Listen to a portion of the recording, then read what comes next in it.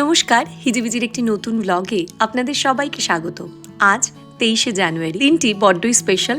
নেতাজির জন্মদিন, তার সাথে আবার সরস্বতী পুজো পড়েছে।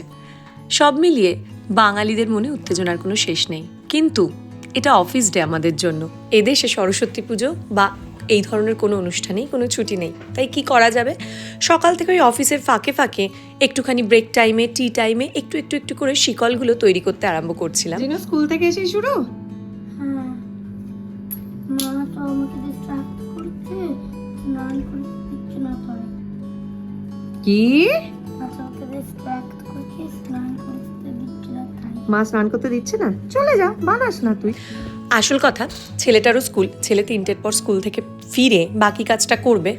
আমরা প্রত্যেকবারই সরস্বতী ঠাকুরের যে ডেকোরেশনটা হাতে করে বানাই, কারণ সরস্বতী পুজো হচ্ছে বাচ্চাদের পুজো, আর বাচ্চাদের হাতে তৈরি জিনিস বা ওদের অ্যাক্টিভলি জয়েন করা প্রত্যেকটা কাজে, এটা আমাদের ভালো লাগে। আর আমার ছেলেটাও খুব ভালোবাসে এই ধরনের কাটাকুটির কাজ করতে। অফিসে একটু হাফ ডে টাইপের ছুটি নিয়েছিলাম, তাই বিকাল মোটামুটি 3:30-4টে থেকে আমি ফ্রি ছিলাম। শেকল টেকল বানিয়ে তারপর আমরা 3জনে মিলে একদম ফুল কদমে রান্নাবান্নার কাজে লেগে গেলাম।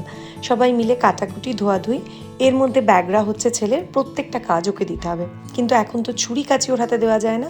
তারপর তাই মাথা ঠান্ডা করতে শেষমেশ কিছুটা হট চকলেট বানাতে বললাম। আর এই যে হলুদটা দেখছেন না, এটা না একটা অর্গ্যানিক হলুদ, এর মধ্যে একটু সর্ষের তেল দিয়ে গুলে দিলেই হলুদ বাটার মতো হয়ে যায়। আর প্রত্যেকবারই ওটাই আমরা একটু গালে ছোঁয়াই। এটা দুধছি, কিন্তু মা পরে দিচ্ছে না। জিনু কি করো? সে বাসনও মাজবে, কাটাকুটিও করবে, এক আলাদা জৌড়ো। যাই হোক, শেষমেশ হট চকলেট বানাতে দিয়ে একটু মাথাটা ঠান্ডা করা হলো। এদিকে সঞ্জীবও কাজে লেগে পড়েছে, আমিও কাজে লেগে পড়েছি। মোটামুটি আমার মনে হয় যে কোনো পুজোর বা যে কোনো প্রস্তুতির জোগাড়টা মেন হচ্ছে গিয়ে সবজি কাটাকুটি বা মশলা বাটা। এই সব কিছু সাজিয়ে রেখে একদম চানে এলাম, হলুদটা মেখে ভালো করে চান করে। আর রান্না করার সময় যখন গ্যাস জ্বালাই, আমি আর কাউকে অ্যালাউ করি না। মোটামুটি 4-5টা গ্যাস একসাথে জ্বালিয়ে আমি একসাথে সব রান্না করার চেষ্টা করি। এইরকম অফিস ডেতে এইভাবে রান্না করা ছাড়া উপায় নেই।